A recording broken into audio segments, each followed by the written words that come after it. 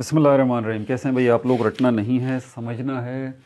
Sindh text book board second year physics 2024 chapter number 22 solid state electronics. इसका part जो है वो 29 हम करने जा रहे हैं और आखिरी पार्ट है।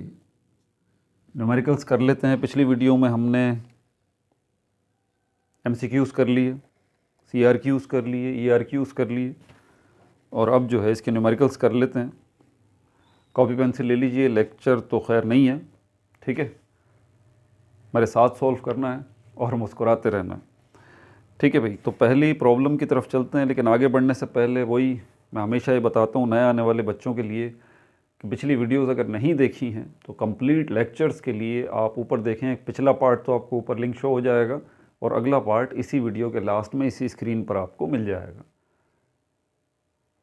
लेकिन प्लेलिस्ट में जब तक नहीं पहुंचेंगे आपका मसला हल नहीं होगा। प्लेलिस्ट में कैसे जाएंगे? इसी स्क्रीन के नीचे देखें, लोगो नज़र आ रहा है, रटना नहीं समझना है, उस पर क्लिक करें, पेज खुल जाएगा आपके सामने। वहाँ देखें प्लेलिस्ट का ऑप्शन है, उस पर क्लिक करें, प्लेलिस्ट आपके सामने आ जाएंगी।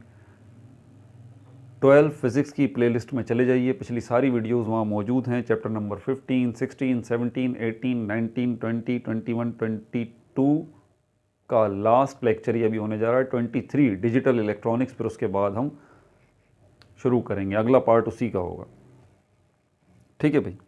इसके अलावा 12 केमिस्ट्री पूरे के पूरे 13 चैप्टर बना के मैं ऑलरेडी अपलोड कर चुका हूँ। 12 केमिस्ट्री की प्लेलिस्ट में चले जाएं तो पूरे के पूरे 13 चैप्टर्स जो हैं वहाँ पर आपको मिल जाएंगे, कंप्लीट लेक्चर्स 12 केमिस्ट्री की प्लेलिस्ट में। प्लस ये कि वहाँ पर एक ग्रैंड टेस्ट भी मौजूद है जो कि बार बार मैं बच्चों को बताता हूँ कि उसको बार बार अटैम्प्ट करें। ऑर्गेनिक नोमेनक्लेचर आपका सबसे बड़ा इशू है, आपको समझ में नहीं आता ये ऑर्गेनिक नोमेनक्लेचर क्या है, ठीक है। तो वो टेस्ट है, उस वीडियो को देखें। सारे ऑर्गेनिक नोमेनक्लेचर एक जगह मैंने इकट्ठे कर दिए हैं, उस टेस्ट को बार बार अटैम्प्ट करें, बार बार अटैम्प्ट करें। और उसी वीडियो में मैंने सोल्यूशन भी दिखाया है। उस वीडियो को जब तक देखते रहें, यानी कि वो जो टेस्ट, पूरा टेस्ट है, वो सारे ऑर्गेनिक नोमेनक्लेचर एक जगह इकट्ठे हुए हैं, वो टेस्ट है, उसको अटैम्प्ट करें, बार बार अटैम्प्ट करें, तो फिर आपके ऑर्गेनिक नोमेनक्लेचर्स का मसला हल हो जाएगा। इन ऑर्गेनिक नोमेनक्लेचर्स के लिए अलग वीडियो है, ठीक है, वो प्लेलिस्ट में देखिएगा, आपको मिल जाएगी। इसके अलावा 11th केमिस्ट्री भी कंप्लीट बुक मैं ऑलरेडी बना के अपलोड कर चुका हूँ। 11th केमिस्ट्री की प्लेलिस्ट होगी, देख लीजिए, कंप्लीट बुक पूरे के पूरे 12 चैप्टर्स। इसके अलावा पाकिस्तान स्टडी चल रही है, चैप्टर नंबर 5 जो है वो चल रहा है अभी, उसका इंशाल्लाह उसको भी कंटिन्यू करेंगे, ठीक है भाई। तो इसमें मैंने आपको पहले ये बात बताई थी कि 4 न्यूमेरिकल्स ऐसे हैं इसके अंदर, ये जो फिगर वाले हैं, इसमें अगर आप देखें तो तीसरा न्यूमेरिकल है, ये फिगर वाला है, मैं इसको हटा रहा हूँ, ये मैं सॉल्व नहीं करवाऊँगा, ठीक है। और जो चौथा न्यूमेरिकल है वो भी फिगर वाला है, तो वो भी मैं नहीं करवाऊँगा। और जो 8वां न्यूमेरिकल है वो भी फिगर वाला है, वो भी मैं नहीं करवाऊँगा, ठीक है भाई। उसकी वजह क्या है?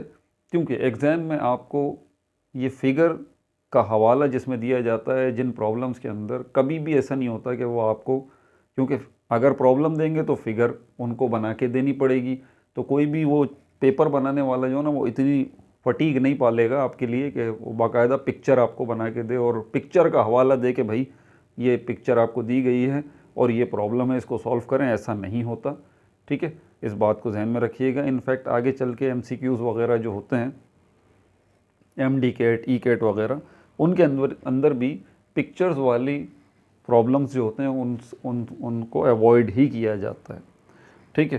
तो इसीलिए मैं भी ये नहीं करवाऊँगा, आप भी छोड़ दीजिए इत्मीनान से, ये कभी भी नहीं देंगे आपको एग्ज़ाम में।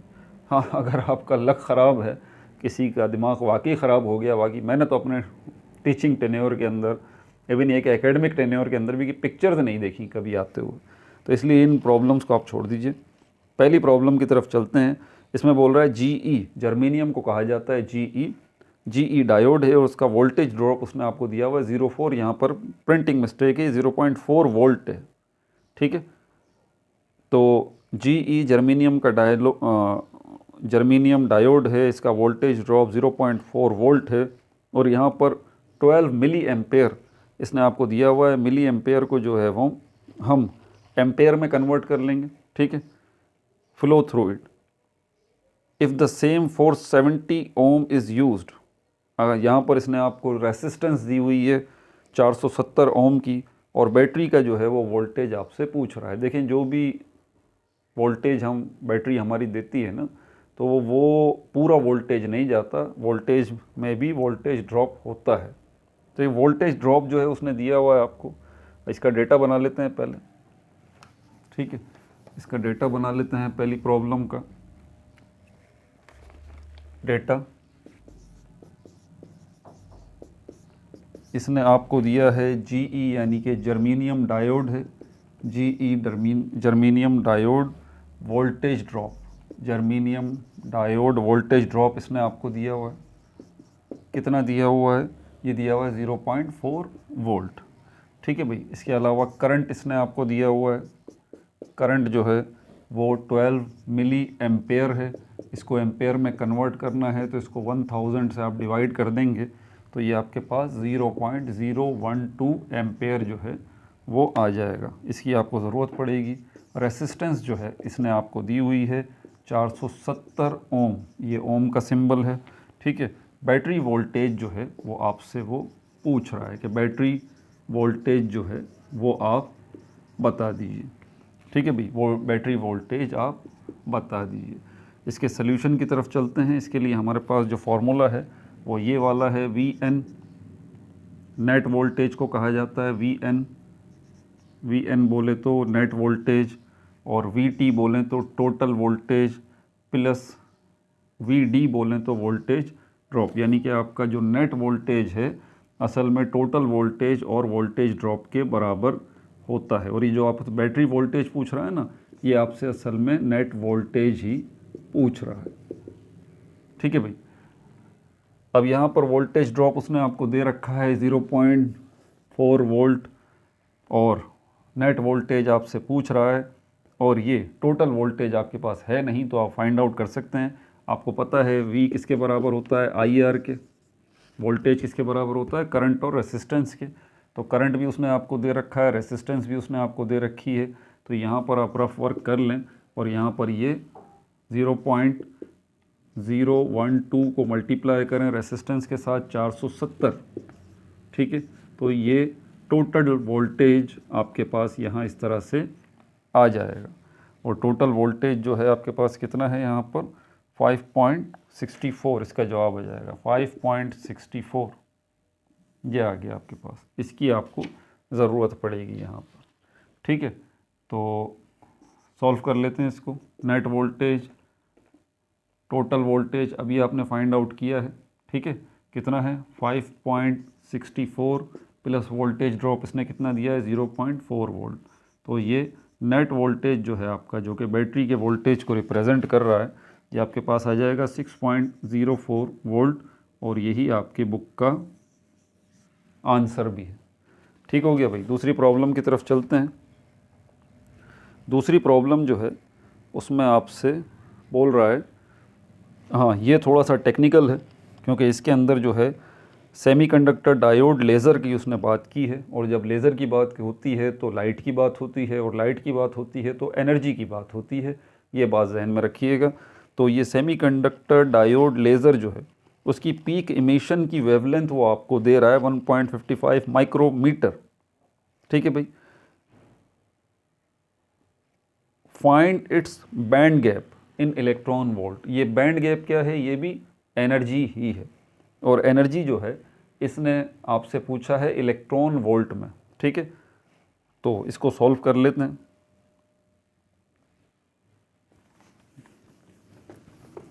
डेटा बना लेते हैं पहले इसका। प्रॉब्लम नंबर 2, प्रॉब्लम नंबर 2 आ गई ये, और इसका डेटा सबसे पहले इसने आपको क्या दिया है इसके अंदर? Semiconductor diode laser peak emission wavelength, यानी कि अगर मैं सिर्फ इसकी वेवलेंथ की बात करूं कि वेवलेंथ उसने आपको दी है, और वेवलेंथ को हम रिप्रेजेंट करते हैं लैम्डा से। ये ग्रीक सिंबल है लैम्डा, और इसने कितनी दी है आपको? 1.55 माइक्रोमीटर। माइक्रोमीटर को हमें कन्वर्ट करना है किसके अंदर? मीटर में, ठीक है भाई। स्टैंडर्ड यूनिट में लेके आएंगे तो यहाँ पर आपको जो है इसको डिवाइड करना पड़ेगा, 1.55 को डिवाइड करना पड़ेगा 10⁻⁻, या फिर 10⁻⁻⁻6 से मल्टीप्लाई कर दें आप, ठीक है। वैसे अगर इन डिटेल आपको बताऊं ना कि माइक्रोमीटर से मीटर में कन्वर्ट करने के लिए आपको ये इस नंबर की ज़रूरत पड़ती है। ठीक है भाई, ये कितना है, ये 10 लाख के बराबर है। ठीक है, और इसको इसी नंबर को मैं इस तरह से भी लिख सकता हूँ इंटू 10⁻6। ठीक है, और इंटू 10⁻6 को सिर्फ मैं 10⁻6 ही लिख सकता हूँ। तो यहाँ आपको असल में करना क्या है, 1.55 को अगर आप इससे डिवाइड करेंगे,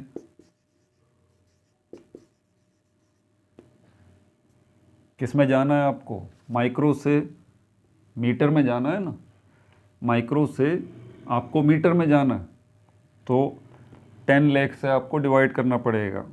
ठीक है, और यही 10 लाख हम इस तरह भी लिखते हैं 1 इंटू 10⁻6। कैसे लिखते हैं, ये पॉइंट यहाँ पर मौजूद है जो छुपा हुआ है, मैं इसको जाहिर कर देता हूँ। ठीक है, यही पॉइंट यहाँ पर आ जाएगा, तो ये 1 इंटू 10⁻6 की पावर आ जाएगी, क्योंकि 6 डिजिट ये क्रॉस करेगा। ठीक है, और इसी 1 इंटू 10⁻6 को मैं सिर्फ 10⁻6 भी लिख सकता हूँ, और इसी को जब मैं ऊपर लेके जाऊँगा तो ये क्या होगा, 1.55 से मल्टीप्लाई होगा, और पावर इसकी पॉजिटिव 6 की पावर है, नेगेटिव की पावर हो जाएगी। यही दिखाया गया है इसके अंदर। और जब ये इससे क्या इसका जवाब होगा, इसका कोई जवाब नहीं होगा, बस ये 1.55 इंटू 10⁻6। अब माइक्रोमीटर नहीं, ये मीटर हो जाएगा। अब माइक्रोमीटर नहीं, ये मीटर हो जाएगा। मैंने सारी आपको बेसिक से बता दिया कि ये कैसे माइक्रोमीटर से मीटर की तरफ जा रहा है। ठीक है भाई, तो ये लैम्डा, ये आपकी वेवलेंथ, ये माइक्रोमीटर से मीटर की तरफ जो है वो आ गई है 1.5 इंटू 10⁻6। अच्छा हाँ, ये भी 1.5 सही है, 1.55 कर लें या 1.5 कर लें, एक ही बात है। मीटर में आपके पास आ गया है। ठीक है भाई, दूसरी चीज़ यहाँ पर उसने बैंड गैप जो कि उसने बोला है, ये असल में बैंड गैप जो है, किसमें, band gap in electron volt, E small आएगा, वी कैपिटल आएगा, ये उसने आपसे पूछा है। तो ये band gap in electron volt असल में ये एनर्जी है जिसको हम कैपिटल ई से रिप्रेजेंट जो है वो करते हैं, ये उसने आपसे पूछा है। ठीक है, इसके सोल्यूशन की तरफ चलते हैं। तो हमारे पास एनर्जी का ये फॉर्मूला है, E is equal to hc lambda. ठीक है, ये एनर्जी का फॉर्मूला है, ये h प्लांक्स कांस्टेंट कहलाता है, ये c जो है वो वेलोसिटी ऑफ लाइट को रिप्रेजेंट करता है, और ये दोनों कांस्टेंट हैं। इनकी वैल्यूज़ जो हैं हमारे पास क्या क्या हैं, जो प्लांक्स कांस्टेंट है इसकी 6.64 इंटू 10⁻⁻34 जूल्स पर सेकंड है। ठीक है भाई, 6.64 इंटू 10⁻⁻34 जूल्स पर सेकंड है। और स्पीड ऑफ लाइट का तो आपको पता है 3 इंटू 10⁸8 मीटर पर सेकंड, ये आ गई आपके पास स्पीड ऑफ लाइट। ये लैम्डा जो है ये क्या है, ये वेवलेंथ है, ये आपके पास ऑलरेडी मौजूद है। लैम्डा भी आ गया, एच भी आ गया, सी भी आ गया, ई आपको फाइंड आउट करना है। लेकिन ई एनर्जी आपको फाइंड आउट करना है इलेक्ट्रॉन वोल्ट में। तो अगर इलेक्ट्रॉन वोल्ट में फाइंड आउट करना है तो फिर आपको इसके लिए इलेक्ट्रॉन के ऊपर जो चार्ज होता है ना, वो आपको चाहिए होता है। तो इलेक्ट्रॉन पे जो चार्ज है वो हमारे पास कितना होता है, ये होता है हमारे पास 1.6 इंटू 10⁻⁻19 कूलम, ये भी आ गया। तो अब जो शक्ल बनेगी इस फॉर्मूले की इन वैल्यूज़ के बाद, नाउ अब जो शक्ल बनेगी, ठीक है, तो ये प्लांक्स कांस्टेंट हमारे पास 6.64 इंटू 10⁻⁻34, ठीक है। स्पीड ऑफ लाइट 3 इंटू 10⁻8 ये आ गया। लैम्डा की वैल्यू हमारे पास, इसके साथ अब ई लगा दें आप, ई जो है ये, क्योंकि इलेक्ट्रॉन वोल्ट की बात हो रही है ना, इसलिए ई लगा दें। तो ये ई आ जाएगा इसके साथ, इस फॉर्मूले में ये चेंजेस हो जाएगी, ई लग जाएगा। लैम्डा की वैल्यू हमारे पास क्या है, ये रही, ये मीटर में 1.55 into 10⁻⁻6 multiply by E, charge of an electron, ये आपके पास आ जाएगा 1.6 इंटू 10⁻⁻19। -19। बड़ी भयानक गलती करते हैं इस जगह पर आके स्टूडेंट्स जो है ना, वो डायरेक्ट कैलकुलेटर से करने की कोशिश करते हैं। साइंटिफिक नोटेशन में अगर आपके पास डायरेक्ट कैलकुलेटर से ना करें, आपकी मेहरबानी होगी। आप थोड़ा सा इसको मैनुअली कर लें तो टेंशन फ्री हो जाएंगे, ठीक है। तो मैं ये अगर इसको मैनुअली करूं तो बहुत ही आसान है। ये बड़ा मुश्किल लग रहा है ना, बहुत ही आसान है। ये जो इंटू 10⁻⁻⁻⁻, इसको आप अलग कर लें इस तरह से। नीचे वाले जो इंटू 10⁻⁻⁻, इसको भी अलग कर लें, ठीक है। बाकी क्या रह जाता है, 6.64 को मल्टीप्लाई करें 3 से, 1.55 को मल्टीप्लाई करें 1.6 से, ठीक है भाई। तो इस तरह से आपके पास ये जवाब आ जाएगा 19.92 और यहाँ पर ये जवाब आ जाएगा 2.4। देख रहे हैं आप। और अब ये 10⁻, ये क्या है, आपने मैथमेटिक्स में आसान सा कॉन्सेप्ट देखा है कॉमन लेने का। तो ये 10 और 10 को कॉमन ले लें और ये -34 और 8, तो इसकी पोजीशन ये बन जाएगी -34 + 8 इंटू 10⁻19.92। ये मैनुअली मैं इसलिए कर रहा हूँ क्योंकि बच्चे इसमें बहुत ज़्यादा कैलकुलेटर से डायरेक्ट करते हैं ना। हर कैलकुलेटर आपको एग्जैक्ट रिजल्ट नहीं देता, इसलिए थोड़ा सा मैं हमेशा बच्चों को बोलता हूँ यार इसको थोड़ा सा मैनुअल कर लो, कोई मुश्किल नहीं है, ठीक है। यहाँ पर भी 10⁻, ये 10 और ये 10 ये कॉमन ले लेंगे आप, और ये -6 और -19, -6 -19, ठीक है भाई। अब 19.2 और 2.4 इसको आप डिवाइड कर दें, वैसे ही ये डिवाइड होता हुआ नज़र आ रहा है आपको। आप इसको वैसे ही डिवाइड कर देंगे तो आपके पास जवाब क्या आ जाएगा, ऊपर लिख देता हूँ, ठीक है। यहाँ से इसको वैसे ही, अब इसको कैलकुलेटर से डिवाइड करें, इनको कैलकुलेटर से मल्टीप्लाई करें, 6.64 को और 3 को कैलकुलेटर से मल्टीप्लाई करें, 19.92 आ जाएगा। 1.55 को मल्टीप्लाई करें 1.6 से, 2.4 जवाब आ जाएगा, ठीक है। बाकी इनको कॉमन ले लें इस तरह से, बड़ा आसान हो जाता है, ठीक है। गलती की गुंजाइश ही नहीं है। अब ये -34 है, पहले मैं इसी को हल कर लूँ। तो ये E = इंटू 10⁻, ये क्या हो जाएगा हमारे पास, -34 में से 8 चले जाएंगे, प्लस के 8, तो कितना बच जाएगा हमारे पास, -26 और यहाँ पर क्या हो जाएगा, -10⁻⁻25। देख रहे हैं आप। अभी मैं इसको डिवाइड नहीं कर रहा, 19.92 को और 2.4 को अभी डिवाइड नहीं कर रहा, अभी पहले इसका मसला हल कर लेते हैं। अब ये 10 ऊपर जाएगा तो इंटू 10⁻⁻26 मल्टीप्लाई बाय 10⁻25। फिर यहाँ पर दोबारा आप कॉमन लेंगे। चलो यार इसको डिवाइड ही कर लो ना, ये तंग कर रहा है। 19.92 को डिवाइड कर लें 2.8 से, तो आपका जवाब 8.3 आएगा, 8.3 आ जाएगा, ठीक है। अब बहरहाल ये -25 जब ऊपर गया तो ये प्लस का 25 हो जाएगा। फिर आप कॉमन ले लें, तो ये -26 + 25 इंटू 10⁻⁻1, 8.3, 8.3,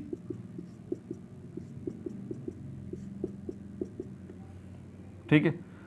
पॉइंट की मूवमेंट है। मैं कह रहा हूँ यार, मैं बार बार मैंने बेसिक्स ऑफ मैथमेटिक्स की वीडियो बनाई हुई है, प्लेलिस्ट है पूरी, प्लेलिस्ट में चेक करें बेसिक्स ऑफ मैथमेटिक्स की। आपकी बेसिक्स अच्छी नहीं है ना मैथमेटिक्स की भाई, तो पहले वो अच्छी कर लें। 16-17 वीडियोज़ हैं, वो देखें, उसमें मैंने प्रैक्टिस कराई है, प्रैक्टिस करें, ये सब आपको समझ में आ जाएगा। पॉइंट मूव हो रहा है, लेफ़्ट से राइट हो रहा है, तो ये पावर क्यों चेंज हो रही है, ये सारे मसले आपके हल हो जाएंगे। वो ख़ास तौर पे वो बेसिक्स ऑफ मैथमेटिक्स की प्लेलिस्ट जो मैंने डिज़ाइन की है ना, मैंने उन्हीं बच्चों के लिए की है जिनको न्यूमेरिकल सॉल्व करने में प्रॉब्लम होती है, जिनको ये प्रॉब्लम सॉल्व करने में प्रॉब्लम होती है इनकी मैथमेटिक्स में, वो देखें, आपका मसला हल हो जाएगा। अब ये पॉइंट जो है ना, इस पॉइंट को अगर मैं यहाँ से यहाँ लेके आऊँगा, तो ये 0.8, ये 0 डेकोरेशन के तौर पे एक लग जाता है, इसका और कोई मकसद नहीं है। तो ये यहाँ से यहाँ आ जाएगा, तो ये खुद ब खुद क्या होगा, एक डिजिट इसने क्रॉस किया है 8 को, यहाँ से यहाँ एक डिजिट क्रॉस किया है राइट से लेफ़्ट, तो यहाँ पर ये हमारे पास -1 के साथ +1 की पावर आ जाएगी, ये कैंसिल हो जाएंगे दोनों, और ये 10 के ऊपर 0 की पावर आ जाएगी, और 0 के ऊपर किसी चीज़ की पावर आ जाए तो वो 1 हो जाता है, और 0.83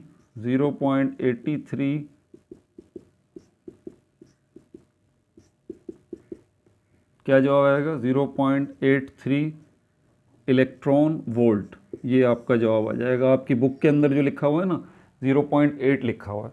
अब बच्चे बोल रहे होंगे यार ये इतनी बड़ी हम कैलकुलेशन क्यों करें? तो भाई कोई टेंशन की बात नहीं है, आप यहाँ से शुरू कर दें, ये सब वैल्यूज़ लिख के बस कैलकुलेटर उठाएं, वैल्यूज़ लिखें, अगले स्टेप में जवाब निकाल दें, कोई टेंशन की बात ही नहीं है। मसले का हल ये आ जाएगा आपके पास 0.83 इलेक्ट्रॉन वोल्ट। लेकिन अगर ये डायरेक्ट कैलकुलेटर से ये वाला जवाब आपका ना आए 0.83 इलेक्ट्रॉन वोल्ट, तो समझ जाइएगा कि आपको सही तरह से कैलकुलेटर यूज़ नहीं करना आ रहा, साइंटिफिक नोटेशंस को हैंडल करने में आपको प्रॉब्लम हो रही है। तो ये मैनुअल तरीका है, पर ये मैनुअल तरीका है पूरा, इसमें भी कुछ स्टेप्स आप चाहें तो कम कर सकते हैं।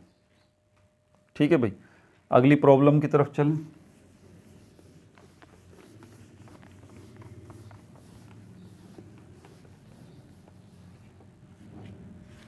तीसरी प्रॉब्लम मैंने आपको कहा था ये पिक्चर वाली है, छोड़ दें, इसकी टेंशन ना लें, कोई एग्जाम में नहीं आएगी, चौथी भी नहीं आएगी। पांचवी प्रॉब्लम की तरफ चलते हैं। डेटा, ये पांचवी प्रॉब्लम, ठीक है भाई। पांचवी प्रॉब्लम जो है वो बोल रहा है इन अ कॉमन बेस कनेक्शन, आप आई ई की वैल्यू है, आई सी की वैल्यू है, ठीक है, और आई बी की वैल्यू आपसे पूछ रहा है। अगर आपको वो डायग्राम्स याद हैं, सारी वीडियोस अगर पिछली देखते हुए आ रहे हैं, तो हमने जो है वो ट्रांजिस्टर की डायग्राम्स जो बनाई थी, ट्रांजिस्टर के 3 पोर्शन हमने देखे थे, एक कलेक्टर था, एक बेस था, एक इमिटर था, याद है आपको? तो वो करंट जो बेस की साइड पर है वो आई बी कहलाता है, वो करंट जो कलेक्टर की साइड पर है वो आई सी कहलाता है, वो करंट जो इमिटर की साइड पे है वो आई ई कहलाता है। समझ में आ गई बात? तो ये 3 करंट हैं। इसने आपको इमिटर करंट दिया हुआ है मिली एम्पेयर में, इसने आपको कलेक्टर करंट दिया हुआ है मिली एम्पेयर में, और बेस करंट आपसे पूछ रहा है, और जवाब जो है वो भी मिली एम्पेयर में ही है, क्योंकि जवाब भी मिली एम्पेयर में है और जो वैल्यूज़ दी हैं वो भी मिली एम्पेयर में हैं। तो आपको यूनिट चेंज करने की ज़रूरत नहीं है अभी।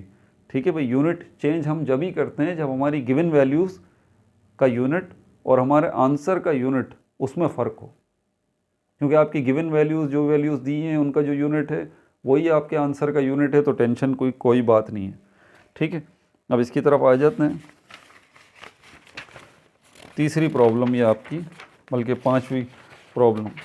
तो इसने जो है वो आपको सबसे पहली बार इमीटर करंट जो है वो इमीटर करंट बताया 1 मिली एम्पेयर है।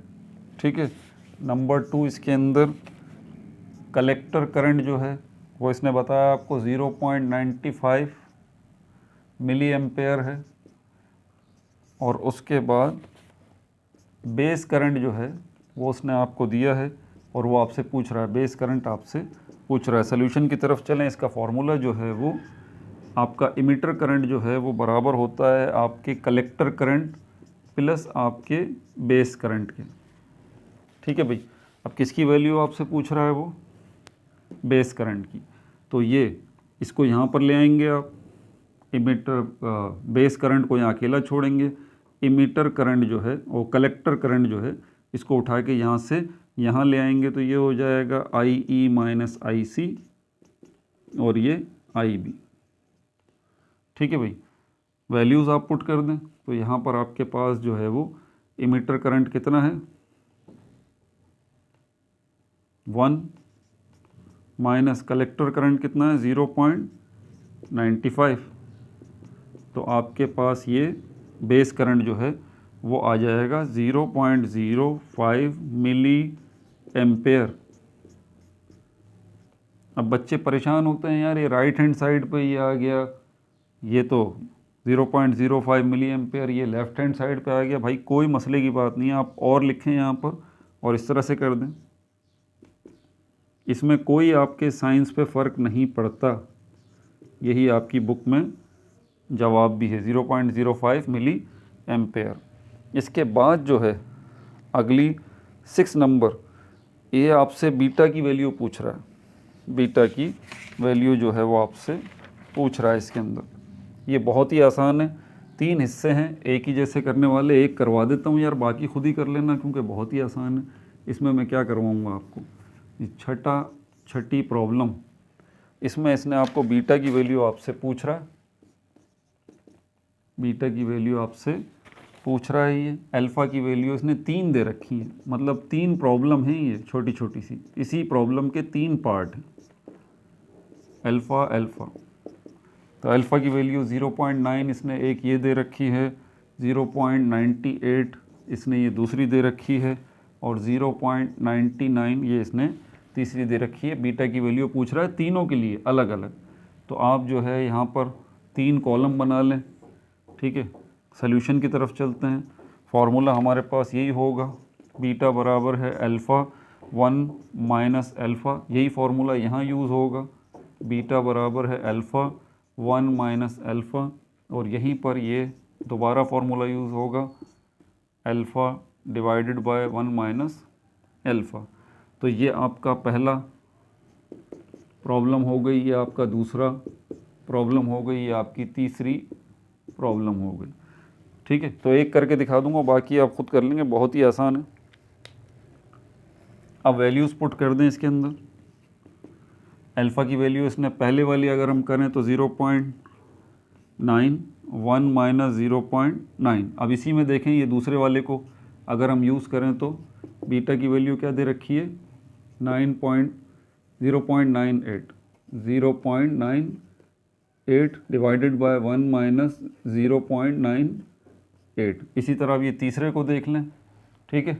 बीटा की वैल्यू अगर इसकी फाइंड आउट करनी है तो 0.99 डिवाइडेड बाय 1 माइनस 0.99। तो ये आप दोनों खुद कर लीजिएगा, ये तो बहुत ही आसान है। इसमें क्या प्रॉब्लम है, 0.9 1 में से माइनस करेंगे तो आपके पास 0.1 बचेगा, और इसका जवाब आ जाएगा 9। बीटा की वैल्यू आपके पास 9 आ गई। इसी तरह इसको सॉल्व करेंगे तो इसकी वैल्यू आपके पास आ जाएगी जो बुक में दी हुई है एज इट इज़, बिल्कुल ठीक है। इसकी 49 बीटा की वैल्यू आ जाएगी, 49, और इसकी मैंने निकाली नहीं है, ठीक है, लेकिन निकलेंगी यहीं, टेंशन नहीं लें। इसकी 49 आ जाएगी, इसकी 99 आ जाएगी, ठीक है। अगर ना भी आए ना ये तो परेशान मत होइएगा, बुक से अगर मैच भी ना करे, ठीक है, तब भी आपका जवाब सही होगा क्योंकि आसान सी सिंपल सी कैलकुलेशन है। अब चलते हैं यहाँ पर क्वेश्चन नंबर 7 की तरफ। 8 तो पिक्चर वाला है, वो मैं बता चुका हूँ कि वो हम नहीं करेंगे क्योंकि उसका कोई भी फ़ायदा नहीं है। क्यों आपका टाइम ज़ाया करवाया जाए, वक्त सबसे कीमती चीज़ है भाई। 7 इसका डेटा, इसमें आपसे क्या बोल रहा है, इसमें आपसे बोल रहा है calculate the IE, current in emitter जो है वो आपको कैलकुलेट करना है, ठीक है। और बीटा की वैल्यू इसने आपको दे रखी है 50, और करंट इन बेस जो है इसने आपको दिया हुआ है 20 माइक्रो एम्पेयर, ठीक है। तो करंट इन इमीटर पूछ रहा है, करंट इन बेस इसने दे रखा है माइक्रो एम्पेयर में। अच्छा, जो जवाब बुक में दिया हुआ है वो मिली एम्पेयर में दिया हुआ है। तो देखें यूनिट चेंज है, आपकी वैल्यू जो गिवन है डेटा में और जो आंसर में है, उसने जो आंसर में वैल्यू यूनिट दिया हुआ वो चेंज है, तो इसका मतलब आपको भी यहाँ पर यूनिट चेंज करना पड़ेगा, ठीक है भाई। तो यहाँ पर इसके चलते हैं डेटा की तरफ। सबसे पहले करंट इन इमीटर जो है वो आपसे पूछ रहा है कि बताइए, और बीटा की वैल्यू इसने आपको दे रखी है 50, और करंट इन बेस जो है इसकी वैल्यू इसने आपको दे रखी है 20 माइक्रो एम्पेयर है, मिली एम्पेयर है, ठीक है। 20 माइक्रो एम्पेयर है, तो इसको मिली में कन्वर्ट करना पड़ेगा, माइक्रो एम्पेयर है। एहतियात करनी है, माइक्रो को ऐसे बनाना है, ऐसे, ठीक है। ये माइक्रो का सिंबल है ये, और ये मिली का सिंबल है, दोनों में फ़र्क है, ठीक है भाई। सोल्यूशन की तरफ चलें इसके। तो ये रहा इसका फॉर्मूला, बीटा +1 और ये IB, ठीक है भाई। आसान सही है, इसमें कौन सी ऐसी रॉकेट साइंस है। बीटा की वैल्यू क्या है 50 + 1, और यहाँ पर हमारे पास 20 है। इस 20 को जो है कन्वर्ट कर लें अगर आप मिली एम्पेयर में, तो इसको 1000 से आप डिवाइड कर दें, आ जाएगा आपके पास जवाब। अच्छा, यहाँ पर चल लेते हैं, पहले आखिर में कर लेंगे, कोई मसला नहीं है, भले आखिर में। तो ये 51 हो जाएगा। 51 को आप 20 से मल्टीप्लाई करेंगे, अभी मैंने वैल्यू चेंज नहीं की, ठीक है। तो 51 को 20 से मल्टीप्लाई करेंगे, क्या जवाब आएगा भाई? 1020 माइक्रो एम्पेयर। अभी मैंने कहा ना, मैंने चेंज नहीं किया। अब इसको डिवाइड कर दें, आप आखिर में भी कर सकते हैं। 1000 से डिवाइड कर देंगे तो ये आपका किस में आ जाएगा? 1.02 मिली एम्पेयर। मेरे ख्याल में यही बुक में दे रखा है, हाँ यही आपकी बुक में दे रखा है, ठीक है भाई। तो अब शुरू करेंगे इसके बाद चैप्टर नंबर 23। Chapter number 23। अपना बहुत ज़्यादा आपने ख्याल रखना है, ठीक है भाई। No like no subscribe, only share.